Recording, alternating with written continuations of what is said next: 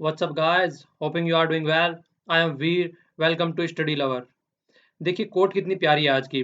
Failure will never overtake me if my determination to succeed is strong enough.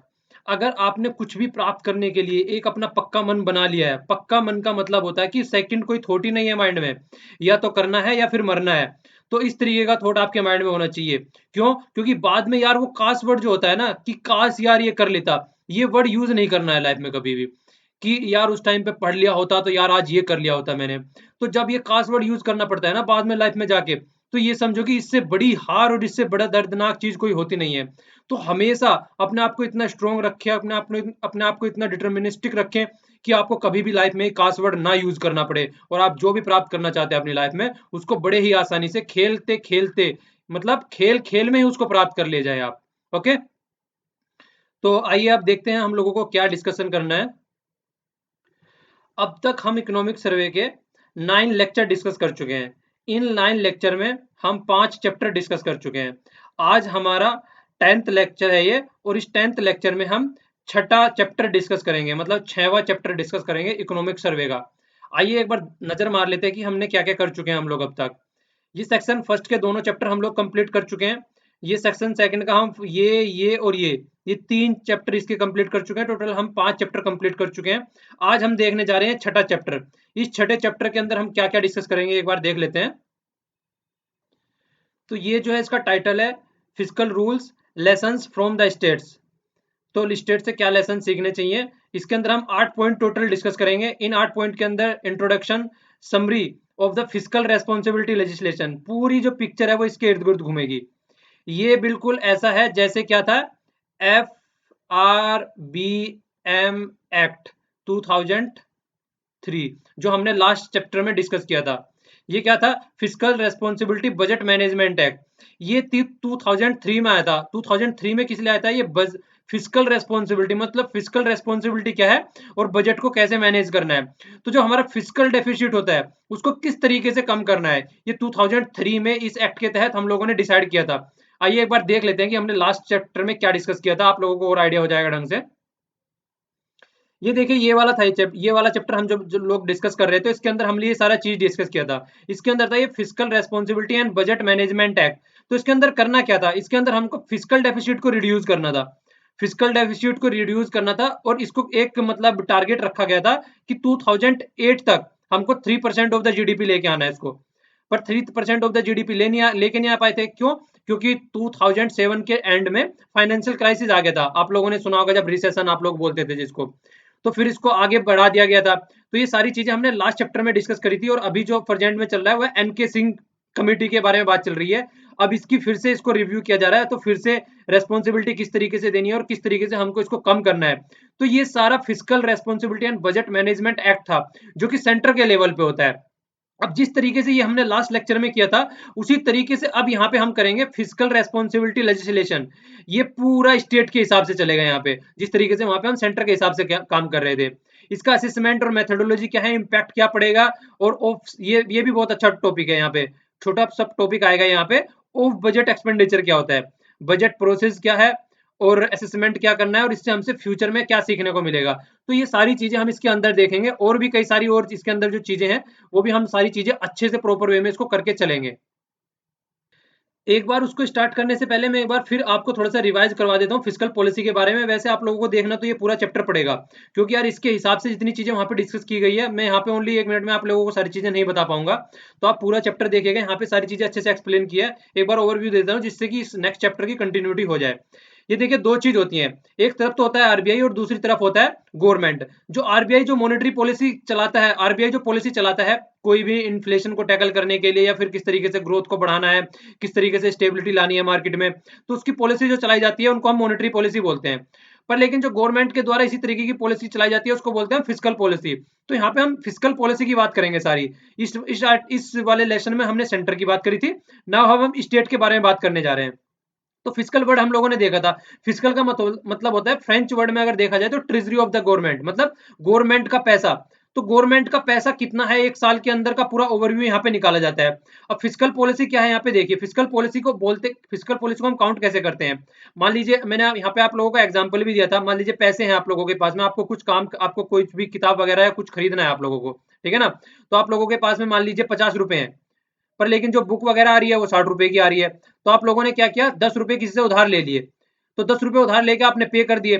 तो अब आपका सामान तो आपके पास में आ गया जो आपको खरीदना था, लेकिन आपको 10 रुपए की क्या हो गया, घाटा, घाटा नहीं हुआ, एक तरीके से 10 रुपए का कर्जा हो गया। तो इस तरीके से ये जो 10 रुपए का कर्जा है, ये आपके लिए टोटल फिस्कल डेफिसिट माना जाएगा। मतलब डेफिसिट मतलब कमी होती है। तो 10 रुपए की कमी में चल रहे हैं आप, तो पूरे साल का जो रिवेन्यू होता है इसी तरीके से, और एक्सपेंडिचर होता है, जितनी कमाई होती है उससे ज्यादा हम लोग खर्च कर देते हैं। तो गवर्नमेंट को जितनी कमाई हो रही है उससे ज्यादा गवर्नमेंट खर्च कर देती है। तो इसलिए गवर्नमेंट जो चली जाती है वो फिस्कल डेफिसिट में चली जाती है। तो इसको फिस्कल डेफिसिट बोलते हैं, और इस तरीके से हम फिस्कल पॉलिसी डिसाइड की जाती है सेंट्रल गवर्नमेंट के द्वारा। ओके, ये हम लोगों ने डिस्कस भी किया था, जो फिस्कल पॉलिसी होती है उसका आइडिया जो दिया गया था वो मेनियार्ड केनीज के द्वारा 1930 में दिया गया था, जबकि एक बहुत ही बड़ा रिसेशन आया, रिसेशन कह सकते हैं, बहुत ही बड़ा शॉक कह सकते हैं, क्राइसिस कह सकते हैं, इकोनॉमी में आया था उस टाइम पे। अब यहाँ से इस चैप्टर को देखते हैं। अब ये चैप्टर समझने में आप लोगों को बड़ी ही आसानी होगी। इस चैप्टर को अब ये चैप्टर आपको आसानी से समझ में आ जाएगा। देखिए 2000 की बात चल रही है, लगभग सन 2000 की। तो उस टाइम पे क्या था, आप लोगों ने देखा होगा, हमारी इकोनॉमी बड़ी ही धांसू तरीके से बढ़ रही थी और सारी चीजें बड़े प्रॉपर वे में चल रही थी। उसी टाइम पे वर्ल्ड की इकोनॉमी भी अच्छे लेवल पे चल रही थी, चाइना की इकोनॉमी भी धांसू तरीके से चल रही थी। तो तब की बात है ये, तभी अदर कंट्री ने और इंडिया ने भी मिलके ये एक इस तरीके का लेजिस्लेशन स्टार्ट किया, जिससे कि एक फिजिकल कंसोलिडेशन बनाया जा सके। मतलब एक तरीके से चीजों को प्रॉपर वे में हैंडल किया जा सके, कितना रिवेन्यू है हमारा, कितना हमारा खर्चा है, कितना मतलब हमारा कितना रिवेन्यू और कितना एक्सपेंडिचर है, तो इन दोनों को प्रॉपर वे में देखा जा सके। तो उस टाइम पे इन्होंने फिजिकल रूल बनाए। फिजिकल मतलब आप लोगों को अभी बताया, जैसे कि मैंने, फिजिकल क्या होता है, एक तरीके से एक साल का जो रिवेन्यू, एक साल का ओवरव्यू ले लेते हैं लगभग यहाँ पे, ठीक है ना। वैसे तो मतलब देखिए डिपेंड करता है कितना लेना है, पर एक ओवरव्यू ले लेते हैं, जैसे जीडीपी निकालते हैं। जीडीपी वैसे तो कितने भी टाइम के निकाल सकते हैं, पर लेकिन एक साल की हम मान लेते हैं कि एक साल के अंदर एक कंट्री की बाउंड्री के अंदर जितनी भी गुड्स एंड सर्विसेज जनरेट हो रही है वो उस कंट्री की जीडीपी होती है। तो कर्बिंग द फिजिकल डेफिसिट, तो फिजिकल डेफिसिट को कर्व करने के लिए सारे रूल्स बनाए गए।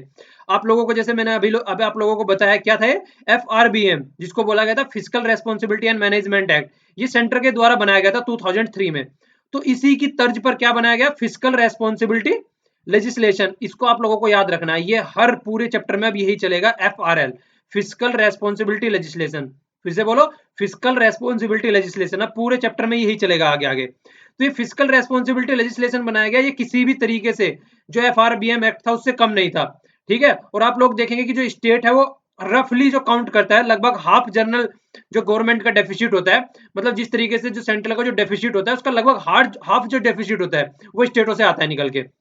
मतलब जो सेंट्रल गवर्नमेंट जितना खर्च करती है, जितना खर्च करने की सोच रही है, जो उनके पास में डेफिसिट आता है, जितना वो पूरा नहीं कर पाते हैं, उसका लगभग हाफ जो डेफिसिट है वो कहां से निकल के आता है, वो निकल के आता है स्टेट से। तो स्टेट को भी कुछ ना कुछ तो करना ही पड़ेगा ना यार, चीजों को सोल्व करने के लिए, ऐसे थोड़ी ना काम चलेगा।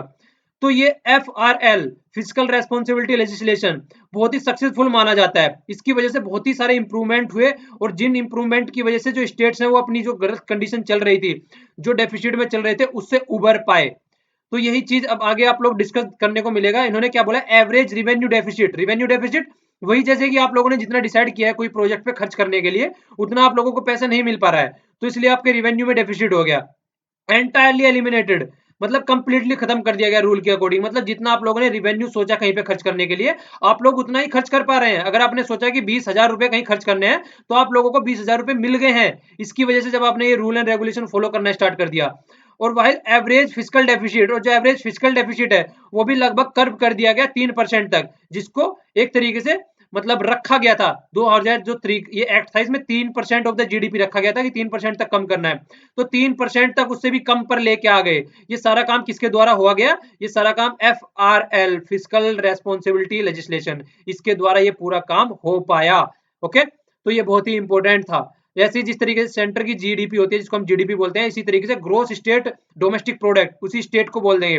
मान लीजिए ये हमारा इंडिया हो गया, इंडिया के अंदर क्या हो गया, बहुत सारे स्टेट्स हो गए। तो पूरी इंडिया की जीडीपी हम निकालेंगे एक फिजिकल बाउंड्री के अंदर, जितना भी गुड्स एंड सर्विसेज एक साल के अंदर प्रोड्यूस हो रहे हैं। इसी तरीके से स्टेट के अंदर भी यही निकालेंगे, स्टेट की फिजिकल बाउंड्री के अंदर जितना गुड्स एंड सर्विस एक साल में प्रोड्यूस हो रहा है, उसको हम क्या बोलेंगे, उसको बोलेंगे gross GDP, gross state GDP product. ठीक है ना, ग्रोस स्टेट जीडीपी प्रोडक्ट, जिस तरीके से हम क्या बोलते हैं, जिस तरीके से हम जीडीपी बोलते हैं, ठीक है ना, तो इसी तरीके से स्टेट जीडीपी हो गया। तो चलिए अब आगे देखते हैं आगे क्या है।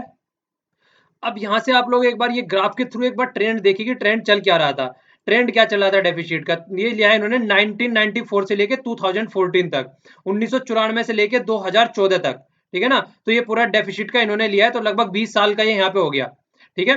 तो जो 20 साल का इन्होंने लिया, ये देखिए यहाँ पे चार चीजें ले रहे हैं। एक तो ले रहे हैं फिजिकल डेफिसिट, फिजिकल डेफिसिट आप लोगों को अभी बताया मैंने, जितना टोटल खर्च करना है और जितना हम लोगों को मिल पा रहा है उसी तरीके से।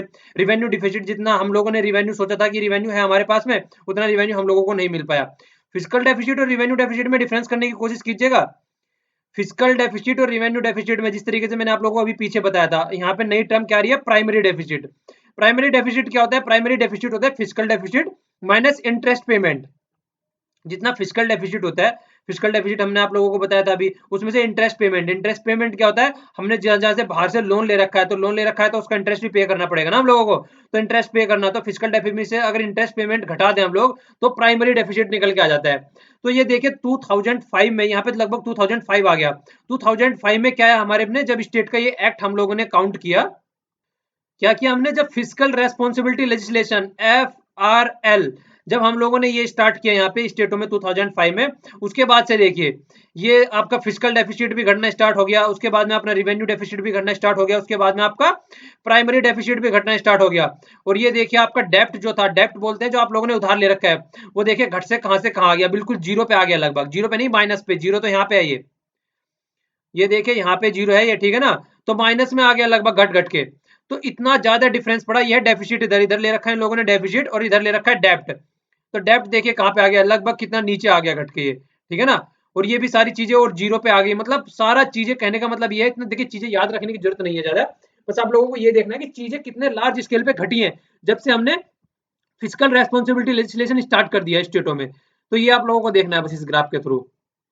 अब यहाँ पे ये क्या बता रहे हैं सर्वे में, यहाँ पे बता रहे हैं कि जो इतना ज्यादा जो डिक्रीज आया चीजों में, वो ऐसा नहीं है कि FRL के अकॉर्डिंग ही आ गया, बस फिजिकल रेस्पॉन्सिबिलिटी लेजिस्लेशन से ही आ गया। और भी कई सारे रेस्पॉन्सिबल फैक्टर थे, वो क्या थे रेस्पॉन्सिबल फैक्टर, जैसे कि एक्सेलेशन इन द, एक्सेलेशन होता है बढ़ना, बढ़ना in the nominal GDP. Nominal GDP देखिए दो चीजें होती है, एक तो होती है रियल जीडीपी और एक होती है नॉमिनल जीडीपी। दोनों में डिफरेंस क्या है, जो हमारी रियल जीडीपी होती है उसमें हम इन्फ्लेशन काउंट नहीं करते हैं, इन्फ्लेशन को घटा देते हैं, पर नॉमिनल जीडी में इन्फ्लेशन काउंट करते हैं। मतलब जो कि महंगाई हमारी बढ़ जाती है, जैसे ओनियन की आप लोगों ने देखा होगा पीछे कुछ टाइम में, ओनियन की महंगाई बहुत ज्यादा बढ़ गई थी। नमक की आप लोगों ने देखा होगा, जब बहुत ज्यादा प्राइस बढ़ गया था, जब बोला गया था कि डिमोनेटाइजेशन हुआ है कि नमक भी अब मार्केट में अवेलेबल नहीं होगा, तो वो होता है इन्फ्लेशन। तो उस तरीके से इन्फ्लेशन को घटा देना, तो जब उसमें से इन्फ्लेशन घटा देते हैं तो वो रियल जीडीपी होता है।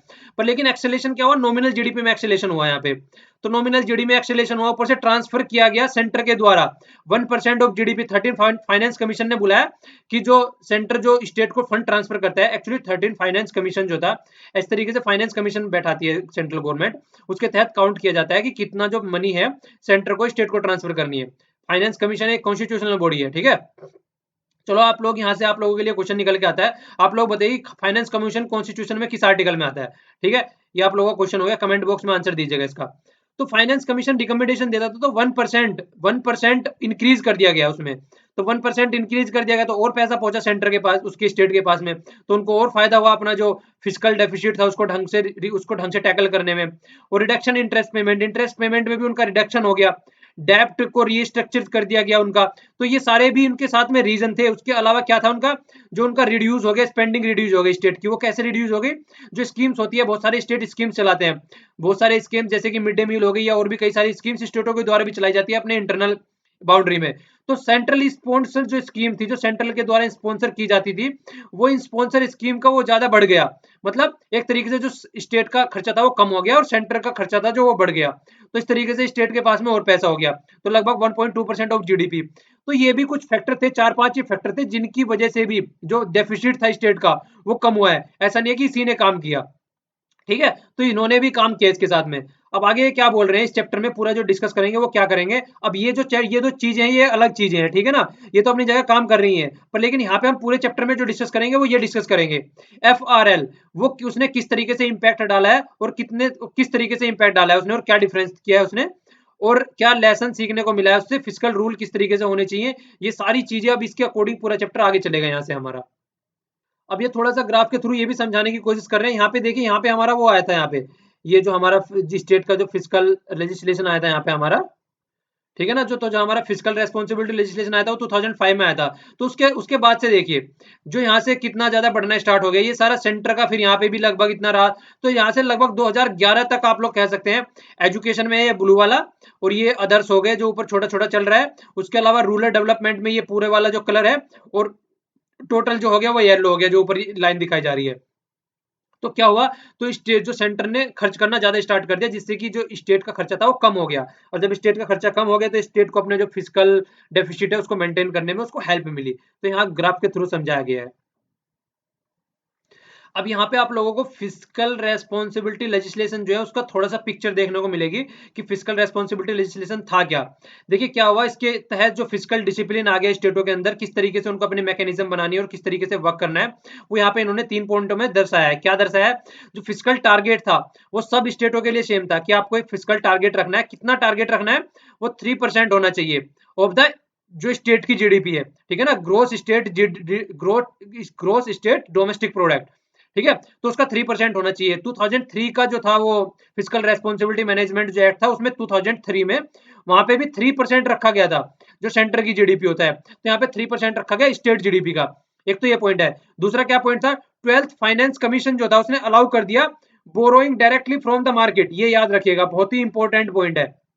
इससे पहले क्या था, स्टेट जो थे डायरेक्टली मार्केट से बोरो नहीं कर पाते थे। वो क्या करते थे, वो या तो सेंटर से लेते थे या फिर इधर उधर से जुगाड़ करते थे, पर लेकिन मार्केट से नहीं लेते थे। तो मतलब ये था, उनको इंडिपेंडेंस आ गया, वो मार्केट से बोरो कर सकते हैं, तो खुद डिसाइड कर सकते हैं कि उनको क्या करना है। और फाइनली स्टेट को पब्लिश करना था, क्या करना था, annual annual medium term physical policy report, मतलब उनको मीडियम टर्म एक रिपोर्ट भी देनी पड़ती थी। ये रिपोर्ट यार ऐसी होती है जिस तरीके से आप क्या करते हैं, मान लीजिए आपका कोई एग्जामिनेशन है, ठीक है ना, एग्जाम है, मान लीजिए से 18th ऑफ जून का ही ले लीजिए, आपका प्रीलिम्स है। तो 18th ऑफ जून को प्रीलिम्स है, तो उससे पहले आपने क्या कर रखा है, बहुत सारी टेस्ट सीरीज ज्वाइन कर रखी है। तो टेस्ट सीरीज क्या करती है, आपको याद दिलाती है कि आपका लेवल क्या है, आप कहाँ एग्जिस्ट कर रहे हैं। तो इसी तरीके से बीच बीच में टेस्ट सीरीज बोल सकते हैं आप इनको, टेस्ट सीरीज इनको पता लगता रहे कि आपका क्या लेवल चल रहा है और आपको किस तरीके से डिसाइड करना है। और इसके अलावा फिर क्या हुआ, ग्लोबल फाइनेंशियल क्राइसिस आया 2008 के तहत। तो उसमें क्या किया गया, जो 3% जो डिसाइड किया था उसको घटा के लगभग, मतलब थोड़ी छूट दे दी गई कि 3.5 कर लो आप, ठीक है ना, और बाद में और बढ़ा दिया थोड़ा, 4% कर लो आप। क्योंकि देखिए बहुत ज्यादा क्राइसिस आ गया था एकदम, बिल्कुल आप लोगों को पता होगा किस तरीके से रिसेशन आ गया था, मतलब सब अनएम्प्लॉयमेंट हो रहे थे, काफी बंदों को जॉब से निकाला जा रहा था, तो इस तरीके की कंडीशन आ गई थी, ठीक है। पर लेकिन यहाँ तक चली, और फिर 2010 के बाद में फिर चीजों को इंप्रूव करना स्टार्ट कर दिया, और फिर से जो लेवल है ओरिजिनल लेवल पे बातें आ गई कि फिर से यही काउंट करो। पर लेकिन 2010 के बाद में ये तो आई गई, पर 14th फाइनेंस कमीशन जो है उसने एक नई रिकमेंडेशन और दे दी। नई रिकमेंडेशन क्या दे दी 14th फाइनेंस कमीशन में, कि फिजिकल डेफिसिट जो लिमिट है वो उनको छूट दी जाएगी 0.5%। किनको छूट दी जाएगी, जो 3 कंडीशन मीट करेंगे, जो भी स्टेट इन 3 कंडीशन को फुलफिल करेंगे उनको थोड़ी सी छूट दी जाएगी। मतलब आपको 3.5% आप अपना फिजिकल डेफिसिट रख सकते हैं, पर ये कंडीशन आपको मीट करनी पड़ेगी। उनको मतलब वो नहीं देता लालच देने वाला, बच्चों को देते जैसे आप लोगों को टॉफी देंगे, आप लोगों को टॉफी खिलाएंगे या आप लोगों को जूस पिला के लाएंगे, आप लोग पहले पढ़ाई कीजिए ऐसे। तो इसी तरह की मतलब एक तरीके से लॉलीपॉप पकड़ा रहे हैं स्टेटों को कि आप लोगों को काम करना है, आप लोगों को अपना जो फिजिकल डेफिसिट है वो कंट्रोल करना है। और तो आप लोग अगर 3 कंडीशन मीट करेंगे तो हम आप लोगों को थोड़ा फायदा देंगे, ठीक है। अब यहाँ पे 3 चीजें क्या थी, ये थी जीरो रिवेन्यू डेफिसिट, मतलब रिवेन्यू में जो डेफिसिट है, आप लोगों का जो रिवेन्यू है, आप लोगों ने किसी प्रोजेक्ट के लिए इतना पैसा खर्च करने की बात सोची है, आप लोगों के पास में उतना पैसा होना चाहिए। तो एक तो वो करना है आपको, प्रीवियस ईयर के हिसाब से देखा जाएगा ये, ठीक है। दूसरा क्या करना है, डेप्ट टू जो स्टेट की जीडीपी है उसका रेशो जो होना है ये 25% होना चाहिए। डेप्ट मतलब जितना आप लोगों ने ले रखा है वो लगभग उसका 25% होना चाहिए। देखिए स्टेट जो होता है बहुत ही ज्यादा उस पर चलता है, कर्जे पे काम करता है पूरा, कहीं सेंटर से लेता है, मार्केट से ले रहा है, कहीं किसी से ले रहा है, मतलब इसी तरीके से स्टेट जो होता है बहुत ही कर्जे में चलता है। देखिए कितना ज्यादा यहाँ पे डेप्ट रहता है, ठीक है। और इंटरेस्ट पेमेंट जो है, इंटरेस्ट पेमेंट जो रेशो है वो भी लेस देन 10% होना है। मतलब जितना आप लोगों को इंटरेस्ट पेमेंट करना है, मतलब आप लोगों ने जितना डेप्ट ले रखा है, जितना आप लोगों ने लोन ले रखा है, उस पर जो इंटरेस्ट पेमेंट है आप लोगों को वो भी कम करना है। मतलब आप लोगों को एक तरीके से कह सकते हैं चहुमुखी आप लोगों को अपना कर्जा कम करना है, चारों डायरेक्शन में। तो तब जाके आप लोगों को इतनी छूट दी जाएगी। यही बात है, बच्चों को बोलते हैं ना कि आप लोग पहले अपना होमवर्क करो, उसके बाद में एक चैप्टर करो, उसके बाद में टेबल याद करो, तब उसके बाद में जाके मैं आप लोगों को पार्टी, आज आज आप लोगों को आइसक्रीम खिला के लाऊंगा। तो उसी तरीके से स्टेटों को बोला जा रहा है।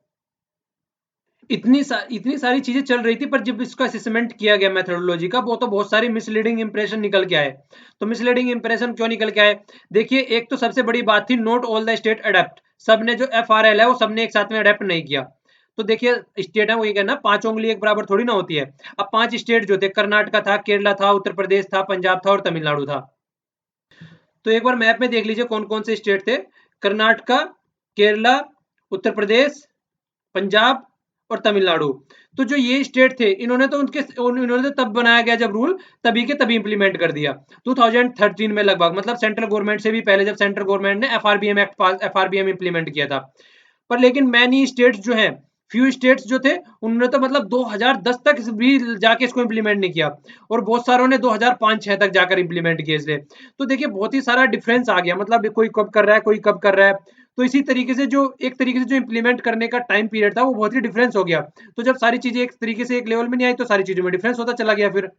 तो एक तो ये तो मेन चीज हो ही गई कि सारों ने एक साथ इंप्लीमेंट नहीं किया। दूसरी क्या चीज हुई सबसे बड़ी, और भी कई सारे डेवलपमेंट हुए इसी ड्यूरेशन में। क्या हुआ? एक तो वैट आ गया। ये क्या था? Value added tax. Value added tax आप लोगों को पता होगा कैसा होता है।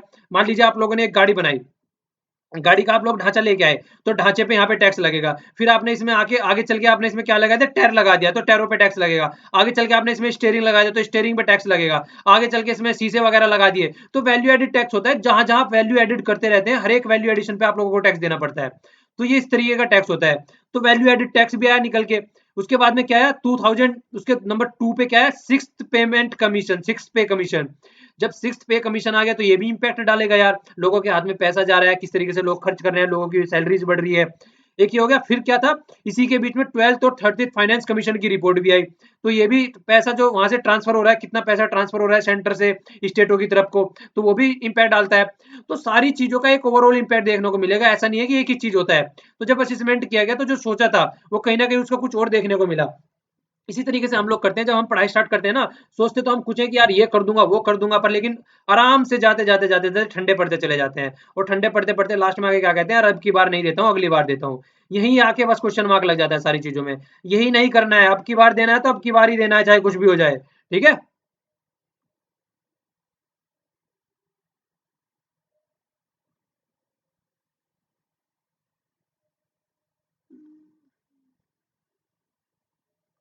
अब ये जितने सारे इशू थे, उनके साथ में फिर डील कैसे किया गया? अब डील करने के, देखिए, इनको ये जो असेसमेंट करने की यहाँ पे अप्रोच निकाल के आए, उसको बोल रहे हैं FRL टाइम।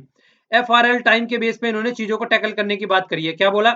ये एग्जांपल लेके भी समझा रहे हैं इसका। मान लीजिए केरला है। केरला में क्या किया? केरला में FRL को 2003 में इंप्लीमेंट कर दिया। हरियाणा में कब किया गया? हरियाणा में 2005 में इंप्लीमेंट किया गया। तो अब क्या करना है? असेसमेंट जो करना है, एक साल बाद करना है, मतलब एक साल इंप्लीमेंट किए हुए हो गया। तो 2004 में तो केरला का करना है, और 2006 में हरियाणा का करना है। अगर आप इन लोगों को, इन दोनों को ढंग से देखें, तो दोनों के बीच में अगर गैप है, तो 2 साल का यहाँ पे गैप आ गया दोनों के बीच में। ठीक है। तो जो 2 साल का गैप आ गया है, अब देखिए यार, एक साल तो किसी स्टेट पे बहुत ज्यादा इंपैक्ट पड़ता है, दूसरी साल में मान लीजिए किसी और स्टेट पे इंपैक्ट पड़ रहा है। इस साल में, जिस साल में केरला पे पड़ रहा है, उस साल में हरियाणा पे नहीं पड़ रहा है, और जिस साल में हरियाणा पे पड़ रहा है, उस साल में केरला पे नहीं पड़ रहा है। तो एक दूसरे की जो प्रॉब्लम है वो कंपेंसेट कर देते हैं। इसी तरीके से आप लोग कह सकते हैं, मान लीजिए एक हस्बैंड है और एक वाइफ है। हस्बैंड और वाइफ दोनों जॉब करते हैं। एक महीने मान लीजिए हस्बैंड को सैलरी नहीं मिली, तो वाइफ से पैसे ले लेगा, दोनों मिलकर काम कर लेंगे। और वाइफ को सैलरी नहीं मिली, तो जो घर का खर्चा है अब की बार हस्बैंड चला देगा। तो काइंड ऑफ चीजें यहाँ पे ये बताने की कोशिश कर रहे हैं कि जब आपने एक साथ इंप्लीमेंट नहीं किया, तो जो इस तरीके की जो प्रॉब्लम आई है, उनसे भी कहीं ना कहीं आइसोलेशन देखने को मिला है। मतलब एक तरीके की एडवांटेज भी बोला गया है इसको। कहीं ना कहीं इसको, ये मेथोडोलॉजी जो यूज की गई है, वो इसीलिए यूज की गई है। तो इसके लिए क्या बोला जा रहा है कि जो फर्स्ट ईयर का काउंट कर लिया है दोनों का, और उसी तरीके से फिर उसको इंप्लीमेंट करके देखा गया। तो आप क्या बोल सकते हैं? इससे एक न्यूट्रलाइजिंग इफेक्ट हो गया दोनों साइड से। ठीक है। और सेकंड क्या बोला गया है? सेकंड बोला गया है कि आइसोलेशन इंपैक्ट, जो इस तरीके की जो अफेक्टिंग जो चीजें थी फिजिकल डेफिसिट को, सिक्स्थ पे कमीशन, ये भी कहीं ना कहीं इंपैक्ट नहीं डाल पाई उतना उसी तरीके से। एक साल में किसी पे ज्यादा डल रहा है, एक साल में किसी पे ज्यादा डल रहा है। इसी तरीके से देखिए चीजें जो है ना इंप्लीमेंट करने वाली से, सेवंथ पे कमीशन आ गया। तो सेवंथ पे कमीशन भी क्या करते हैं? आधे स्टेट बाद में इंप्लीमेंट करते हैं, आधे स्टेट पहले इंप्लीमेंट कर देते हैं। तो इस तरीके से वो न्यूट्रलाइजिंग इफेक्ट हो जाता है फिर यहाँ पे आगे बाद में। तो ये चीज ये बोलने की कोशिश कर रहे हैं। हालांकि ये आइसोलेशन वाला जो कंप्लीटली नहीं होता है, पर लेकिन नेग्लेजिबल भी नहीं है। मतलब एक मीडियम टर्म का है, ना तो बहुत ज्यादा इंपैक्ट हो रहा है और ना बहुत ही ज्यादा कमी आ रही है। तो एक ओवरऑल बीच की चीजें हो रही है, ना तो ज्यादा खराब है और ना ज्यादा अच्छा है। ठीक है ना। तो इसी तरीके से जब सारों का एवरेज निकाला जाता है तो एवरेज निकालने से क्या होता है, जो एक्सटर्नल फैक्टर हैं जैसे जैसे कि मान लीजिए सिक्स पे कमीशन आ गया, या फिर मान लीजिए कुछ भी इस तरीके का हो रहा है, वैट आ गया, या जो भी हम लोगों ने पीछे डिस्कस किया है, तो उस तरीके की जो भी चीज आ रही है वो एक्सटर्नल फैक्टर अगर इस तरीके का कोई आ रहा है तो उसको रिड्यूस किया जाता है जब एवरेज निकाला जाता है, क्योंकि किसी कुछ स्टेटों पे इंपैक्ट पड़ रहा है, कुछ स्टेटों में नहीं कर रहा है, और हमको तो कितने का निकालना है, हमको निकालना है 29 स्टेट का। तो क्या करेंगे, एक मतलब वहां पे उसका इंपैक्ट एक नोडराइज हो जाएगा, सब पे डिस्ट्रीब्यूट हो जाएगा थोड़ा थोड़ा। और उसके बाद में क्या हुआ, फिस्कल टारगेट को अचीव करने के लिए सेंट्रल गवर्नमेंट ने भी कंडीशनल डेप्ट प्रोवाइड करा दिया। डेप्ट जिसको बोलते हैं, वो एक डेप्ट विंडो दे दी जिसको बोलते हैं डेप्ट consolidation and reconstruct and restructuring facility, DCRF जिसको बोलते हैं। तो इस तरीके से स्टेटों को और ज्यादा फैसिलिटी मिल गई। तो इस तरीके से स्टेट को चहुमुखी मतलब चारों डायरेक्शन से स्टेटों को चीजें मिल रही थी जिससे कि वो अपना चीजों को कंट्रोल कर सके, तो तब जाके स्टेट चीजों को टैकल कर पा रहे थे। अब ये ग्राफ के थ्रू इसको समझाने की कोशिश कर रहे हैं। देख लीजिए, कुछ कुछ कुछ स्टेटों ने तो इसको यहाँ पे इंप्लीमेंट कर दिया 2003 में, कुछ ने आके यहाँ पे किया 2004 में, कुछ ने 5 में किया, कुछ ने 6 में किया, और कुछ ने जाके 10 में किया। तो एक साथ सबने इंप्लीमेंट नहीं किया, ये एक पूरी रेंज आ गई यहाँ पे निकल के। तो इस पूरी रेंज के तहत इन्होंने इस चीजों को इंप्लीमेंट किया। तो इस चीजों को इंप्लीमेंट किया तो फिर क्या हो गया, तो फिर इसलिए न्यूट्रलाइजिंग इफेक्ट हो गया, कहीं तो किसी स्टेट में है किसी में नहीं है, तो जब वो एवरेज निकाला जाता है तो सबका वो कैंसिल आउट हो गया लगभग। इसी तरीके से वेट की बात कर रहे हैं, जिस तरीके से वेट अडॉप्शन किया गया, तो वेट भी अडॉप्शन उसी तरीके से किया गया। किसी ने यहाँ पे कर लिया 2003 में कर लिया, वो तो ने 2005 में किया, किसी ने 6 में किया, और किसी ने आगे 10 में किया। तो इसी तरीके से बोला जाता है 12th फाइनेंस कमीशन की भी इसी तरीके से चीजें। तो 6th फाइनेंस, वो 12th फाइनेंस कमीशन और 6th पे कमीशन, तो 13th फाइनेंस कमीशन, तो सारी चीजें जो थी वो डिफरेंट डिफरेंट तरीके से अलग अलग टाइम पे अलग अलग स्टेट इंप्लीमेंट कर रहे थे। तो इस तरीके से एक न्यूट्रलाइजिंग इफेक्ट निकल के आ रहा था सब जगह से। अब डेफिसिट पे इम्पैक्ट क्या पड़ा है, देखिए जब इतने सारे स्टेप्स लिए जा रहे थे, सारी चीजें न्यूट्रलाइजिंग की जा रही थी, तो तब क्या हुआ, देखिए जो स्टेट्स थे उन्होंने अपना जो टारगेट था वो अचीव कर लिया लगभग, ठीक है ना, जो उनका टारगेट माना जा रहा था वो लगभग अचीव कर लिया था। क्या कर लिया था, जो फर्स्ट 2 ईयर थे जब इंप्लीमेंट उसको किया गया था, तो उनका टारगेट क्या था, 3% था। तो बहुतों ने तो 3% कर दिया उसको, डेफिसिट को 3% से नीचे भी चले गए आधे, तो ठीक है ना, लोअर देन एवरेज जो जितना लगाया जा रहा था। और जीरो उनका क्या हो गया, रिवेन्यू डेफिसिट हो गया। और प्राइमरी बैलेंस भी उनका लगभग उसी तरीके से सरप्लस में चला गया, फिर जो उनका बैलेंस था वो प्राइमरी जो वो भी सरप्लस में चला गया।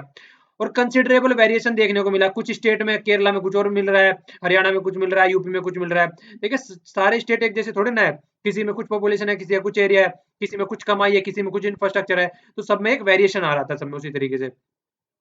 और आगे क्या बोले, जो एफ आर एल था उसने सिग्निफिकेंस इंपैक्ट देखने को मिला स्टेट पे। तो स्टेट ने क्या किया, टाइटन कर दिया, क्या कर दिया, चेक जिस तरीके से मतलब वेज और सैलरीज थी, वो भी देखिए स्टेट जो होता है, आप लोगों ने देखा होगा कुछ भी चीजें होती है स्टेट में, जो सैलरी होती है बहुत ही एक प्रॉपर वे में नहीं आती है। कोई से स्टेट तो रोके रखते हैं, बहुत से स्टेट बहुत बाद में देते हैं, कुछ कट कर लेते हैं। तो ये सारी चीजें भी उन्होंने टाइट कर दी उन चीजों को टैकल करने के लिए।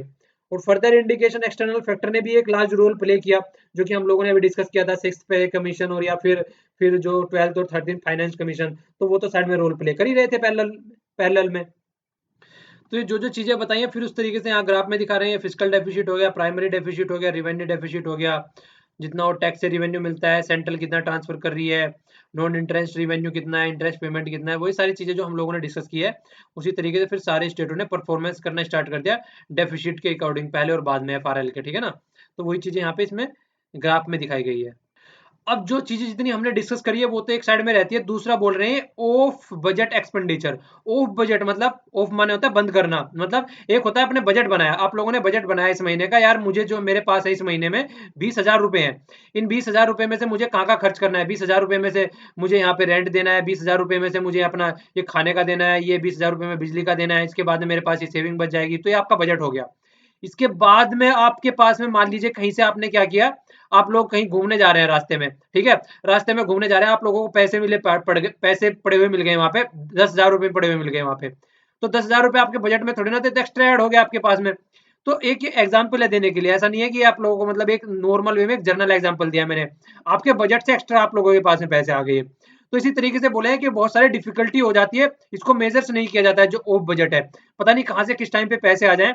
तो इस तरीके के जो इंस्ट्रूमेंट है वो बहुत ही चैलेंज रहते हैं, मतलब एक तरीके से जो ये अपना जो एक बजट बना के चलते हैं, वहां पे कहाँ से किस तरीके से इनको मतलब ये आ गया है यहाँ पे, उनको ना तो क्वांटिफाई किया जाता है, ना उनको काउंट किया जाता है कि कितना आ रहा है कितना नहीं आ रहा है, उनका कोई कंपाइल्ड भी नहीं रहता है, उनका अकाउंटेशन भी नहीं रहता है कि कितना आ रहा है कितना नहीं आ रहा है, तो वो एक रैंडम होता है, ठीक है। तो दी जो एक्सपेंडिचर होता है इस तरीके के, ये अंडरमाइन करते हैं पावर ऑफ फिस्कल रूल। जो फिस्कल रूल हम लोगों ने बना के रखे हैं वो एक प्रॉपर बजट के हिसाब से बना के चलते हैं।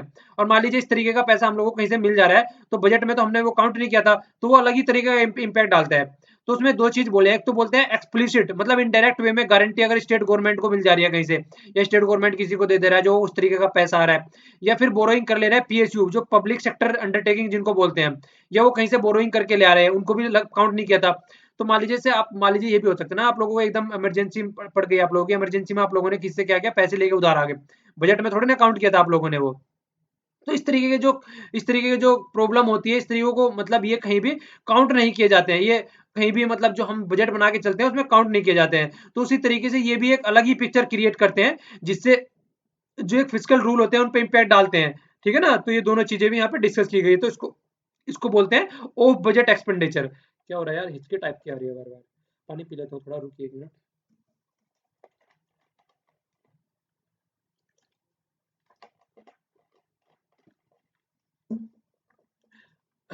अब सही है। गला दूब जाता है यार बोलते बोलते। चलिए अब आगे देखते हैं। अब ये यहाँ पे बजट प्रोसेसिंग की बात बता रहे हैं, ये वो वाला बजट नहीं है जो गवर्नमेंट बनाती है, नॉर्मल बजट की बात कर रहे हैं। मतलब वैसे ही एक तरीके से उसको भी बोल सकते हैं, वो भी एक बजट ही है। ये क्या बोल रहे हैं कि जब सेंट्रल गवर्नमेंट जो स्टेट गवर्नमेंट है, जब अपना एक पॉजिटिव इम्पैक्ट होता है, तो क्या करती है कि स्टेट अपना बजट प्रोसेसिंग करके चलती है, किस तरीके से उसको कहाँ पे कितना खर्च करना है, किस तरीके से उसको जो एफआरएल जो होता है उसकी किस तरीके से उसकी जो टैकल करनी है प्रॉब्लम। तो करते क्या है फिर, एक तरीके से देखिए ट्रूली फोरकास्ट करते हैं, कमिटेड एक मतलब ट्रूली ट्रूली कमिटेड रहते हैं एफआरएल इसको लेके, एफआरएल को लेके, और एक्यूरेट फोरकास्ट करते हैं कि कितना रिवेन्यू आना है, कितना एक्सपेंडिचर आना है हमारे पास में। और कुछ फोर्स नहीं किया जाता है कि स्पेंडिंग ज्यादा स्पेंडिंग करनी है एंड में आके, कि सारी चीजें स्पेंड कर दी जाए बाद में आके, उसको नहीं कहते हैं जितना पैसा मिला है बाद में आके खर्च कर दो 2-3 महीनों में, पूरी साल तो कुछ किया नहीं है। तो डेफिसिट टारगेट करने के लिए ऐसी भी कुछ चीजें नहीं की जाती है। तो एक तरीके से इस तरीके से एक ऑप्टिमिज्म आता है, उनको पता होता है किस तरीके से बजट प्रिपेयर किया गया है, तो उनको सारी चीजों का पता होता है। और अगर इस तरीके से पूरा काम करके चलते हैं, तो जो रिवेन्यू फोरकास्ट होता है उसमें भी एरर जो होती है, उसमें भी एरर होने की कमी, उसमें भी मतलब ज्यादा एरर नहीं होती है। क्योंकि यार जिसको अपना प्रॉपर वे पता होगा, आप लोगों को जब पता है कि मेरे पास में इतना टाइम है, इतने टाइम में मुझे इतने चैप्टर पढ़ने हैं, इतने टाइम में मैं इतने आंसर लिखने हैं, इतने टाइम में मुझे इतने ऑब्जेक्टिव टाइप क्वेश्चन लगाने हैं, तो आपके पास में आपका पूरा बजट है, आप लोगों को फॉलो करके चलना है। ठीक है, तो आप लोग आराम से करके ले जाओगे फिर उसको। तो इस तरीके से जो स्टेट है वो एक बिल्कुल ही शानदार तरीके से अपना काम करके चलेगा। एक दूसरी चीज क्या होती है, एक कैश के लिए किसके ऊपर डिपेंडेंट रहते हैं, सेंटर के ऊपर डिपेंडेंट रहते हैं। और कई बार क्या होता है, सेंटर के ऊपर डिपेंडेंट है पर लेकिन सेंटर जो है उनको इमीडिएट ट्रांसफर नहीं कर पा रहा है, तो क्या करना स्टार्ट कर दिया उस टाइम पे स्टेटों ने, लार्ज कैश होल्ड करना स्टार्ट कर दिया in the form of intermediary treasury bill. ये देखिए शॉर्ट टर्म के पेपर आप लोग कह सकते हैं इनको, शॉर्ट टर्म का लोन आप लोग कह सकते हैं, एक तरीके से शॉर्ट टर्म बोरोइंग कह सकते हैं, जो कि गवर्नमेंट लेती है। ठीक है ना, तो शॉर्ट टर्म का लोन होता है, मतलब एक तरीके से ये आप कह सकते हैं कि लिक्विडिटी के उसमें यूज किए जाते हैं, इनको देते ही उनको पैसे मिल जाएंगे एकदम। तो वो इन्होंने हैंडल करना स्टार्ट कर दिया, आप लोग गुल्लक बोल सकते हैं एक तरीके से देखा जाए तो। मतलब गुल्लक में आप लोग पैसे रखते रहो, और जब भी जरूरत पड़े आप लोगों को तो गुल्लक में से पैसे निकाल लिए। तो इस तरीके की चीज है, जब भी पैसे की जरूरत पड़े, तो सेंट्रल ने मान लीजिए मना कर दिया, तो अपने पास में एडिशनल बोरोइंग रखी हुई है इसके पास में, अपनी गुल्लक तोड़ी और उसमें से पैसे निकाल लिए और यूज कर लिए। तो इस तरीके की चीजों को भी फॉलो करना स्टार्ट कर दिया स्टेटों ने, जिससे कि एक और उनके अंदर स्टेबिलिटी आए और उनको एक पूरा प्रोसेस का पता रहने लगे, अब हमको क्या स्टेप्स लेना है। तो जब असेसमेंट किया गया तो फिर क्या चीजें निकल के आ रही है, जब मूल्यांकन किया गया चीजों का, तो दो चीजों में चेंज हुआ। क्या चीजों में चेंज हुआ, एक तो आउटकम में चेंज हुआ और दूसरा बिहेवियर में चेंज हुआ। आउटकम में क्या चेंज हुआ, आउटकम में चेंज हुआ कि 3% ऑफ द जीडीपी टारगेट रखा गया था, 2.4 हो गया। तो देखिए कितना अच्छे तरीके से इन्होंने टारगेट को अचीव किया। बिहेवियर में क्या चेंज हो गया, जो फोरकास्ट करते थे ये लोग पहले, जो कि इस टाइम पे ये होगा उस टाइम पे वो होगा, फोरकास्ट भी एक तो प्रॉपर वे में करने लगे, बैलेंस इनको पता था कितना करना है, कितना इनको डेब्ट लेना है, सारी चीजों का इनको पता रहने लगा। तो इस तरीके से इनके बिहेवियर में भी चेंज हुआ है, वो नहीं कहते प्रॉपर वे से काम करने लगे। अब इनको उल्टे सीधे स्टेप्स लेने की जरूरत नहीं पड़ेगी, टाइट स्टेप्स लेने हैं, चीजों को हपड़ा थपड़ी में करना है, लास्ट में आके स्पेंडिंग कर देनी है सारी। तो ये भी इनकी सारी चीजें अच्छे लेवल में होनी स्टार्ट हो गई फिर यहाँ से। और ऊपर से क्या हुआ, सेंट्रल गवर्नमेंट को भी प्रिवेंट रहा कि सेंट्रल गवर्नमेंट भी जो आर्टिकल 293 क्लोज 3, इसको भी सेंट्रल गवर्नमेंट को प्रिवेंट किया गया, इसको यूज ना कर पाई। इसके अंदर क्या होता है, इसके अंदर ये होता है कि अगर स्टेट को कुछ भी खर्चा करना है, तो सेंट्रल गवर्नमेंट से उसको क्या करना पड़ेगा, एडिशनल बोरोइंग लेनी है, तो मतलब उसको खर्च करने की भी सेंट्रल गवर्नमेंट से परमिशन लेनी पड़ेगी। तो काइंड ऑफ इसमें चीजें लिखी हुई हैं। मतलब जैसे कि स्टेट गवर्नमेंट को किसी से खर्चा लेके आना है, कुछ पैसा लेके आना है, उसको कहीं से बोरोइंग लेके आनी है, तो सेंट्रल गवर्नमेंट से परमिशन लेनी पड़ेगी, जो कि हम लोगों ने डिस्कस करी थी, उन्होंने बंद कर दी गई थी कि अब परमिशन लेने की जरूरत नहीं पड़ेगी। किसके 12th फाइनेंस कमीशन के तहत लगभग बंद कर दी थी कि परमिशन लेनी नहीं पड़ेगी। पीछे हम लोगों ने पढ़ा तो था, अभी पढ़ा तो था, ये वाला इस स्लाइड में देखा पढ़े था, 12th फाइनेंस कमीशन के तहत डायरेक्टली बोरोइंग कर सकती है, मार्केट से अलाउड कर दिया उनको, मतलब परमिशन वगैरह ज्यादा लेने की जरूरत नहीं है, इन झंझटों में पड़ने की ज्यादा जरूरत नहीं है। तो ये सारी चीजें यहाँ पे हो गई, ठीक है ना। अब लेसन क्या क्या लर्न किए स्टेट ने अपनी कमर कैसे कस ली जिससे कि चीजें अपना टैकल करके ढंग से चल सके। ये देखिए उज्ज्वला डिस्कॉम एश्योरेंस योजना बॉन्ड, ये बॉन्ड लेके आए। इस बॉन्ड के तहत क्या हुआ, इस बॉन्ड के तहत जितने भी लॉस मेकिंग कंपनी थी, जो कि मतलब एनर्जी की, आप लोग बिजली की बोल सकते हैं, जो बिजली वाली कंपनी थी, जितनी भी जो लॉस मेकिंग, जो लॉस ले रही थी, जिनको लॉस हो रहा था बहुत ज्यादा, तो उनको एक तरीके से लो इंटरेस्ट रेट पे पैसा दिया गया जिससे कि वो रिवाइव कर सके। तो उज्ज्वला स्कीम के तहत ये काम किया गया। तो जितनी भी पावर डिस्ट्रीब्यूशन कंपनी थी, जितनी भी बिजली बनाने वाली कंपनी थी, उनको मतलब लॉस से उबारने की कोशिश की गई, तो स्टेट गवर्नमेंट के द्वारा, ठीक है ना। आप लोगों ने देखा होगा, देखिए बिजली जो होती है ना, स्टेट गवर्नमेंट के अंडर में आती है, तो किसने स्टेट को कितनी खर्च करनी है, तो खर्च खरीदनी पड़ती है उसको। तो इसीलिए आगे से क्या रहा, ये ग्रेटर अपना अपने बारे में ज्यादा सोचने लगे, स्टेट के ऊपर ज्यादा और सेंटर के ऊपर ज्यादा डिपेंडेंट नहीं रहे। तो जब सेंटर के ऊपर ज्यादा डिपेंडेंट रहना बंद कर दिया, तो सेंटर जो थी उनकी एबिलिटी थी जो इम्पोज कर देती थी हार्ड बजट कंस्ट्रेंट इनके ऊपर, तो वो भी इनकी हटनी स्टार्ट हो गई। मतलब सेंटर में भी, जो सेंटर के ऊपर जो पावर थी इनके चीजों को इम्पोज करने की, वो भी कम होनी स्टार्ट गई, क्योंकि अपना डिसीजन खुद लेने लगे अपने आराम अपने आप से। और 14 फाइनेंस ने भी देखिए बहुत सारे रिलैक्सेशन बनाए, जिससे कि आप हम लोगों ने अभी डिस्कस किया था पीछे कि आप लोग परफॉर्मेंस अच्छे देंगे तो इन लोगों को लॉलीपॉप दिया था, जिससे कि आराम से काम कर सके। और इसी तरीके से इंसेंटिव दिया जाए उनका परफॉर्मेंस के बेस पे, वो सारी चीजें हम लोगों ने डिस्कस करी थी। तो इसी बेस पे इन्होंने क्या किया, फिर फिजिकल मैनेजमेंट करना स्टार्ट कर दिया अपना, और फिजिकल प्रूडेंट दिखाने लगे, मतलब गुड जजमेंट लेने लगे। और गवर्नमेंट क्रिटिकल हो गई जिस तरीके से उनका काम करना है, ठीक है ना। और देखिए ये क्या हो गया फिर 30, यहाँ पे देखिए कितना बोला जा रहा है, ये देखा जा रहा है कि आउटस्टैंडिंग लोन जो था, जो सेंट्रल गवर्नमेंट से लिया करती थी, वो लोन देखिए कहां से घट के बिल्कुल कहां पे आ गया 2014 में।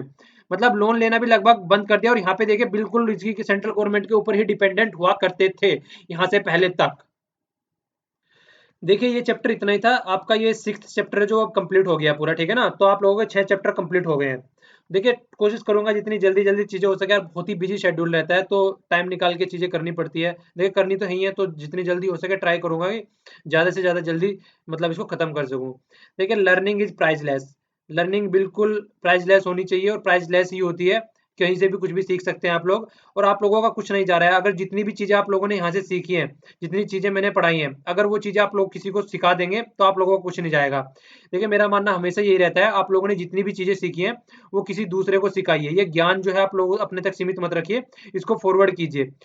और देखिए मुझे कैसे पता चलेगा कि आप ये चीजें पसंद कर रहे हैं, देखिए वीडियो को लाइक लाइक कीजिए, और जितना ज्यादा शेयर कर सकते हैं शेयर कीजिए, ठीक है।